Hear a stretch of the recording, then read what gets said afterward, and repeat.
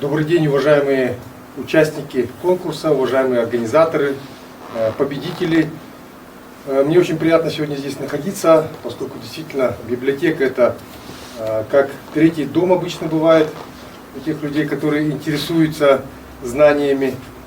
После дома, семьи, библиотека, вот у меня, например, лично, я рос в небольшом поселке, всегда пропадал в библиотеке после школьных занятий.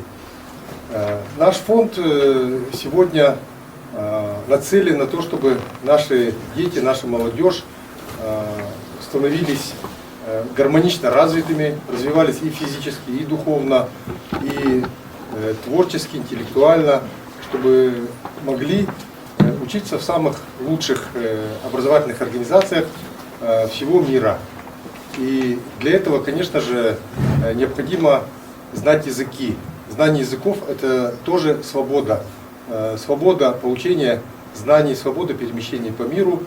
И поэтому мы считаем это очень важно и поддерживаем этот конкурс в рамках нашего проекта «Сотворение будущего». Наш фонд в этом году отметил рядом мероприятий свое 30-летие. Мы являемся детищем Михаила Ефимовича, созданным по его указу. И нам особенно поэтому приятно быть соорганизаторами, ну и, можно сказать, спонсорами этого конкурса. Я поздравляю всех победителей и желаю всем дальнейших успехов и в учебе, и в профессиональном становлении.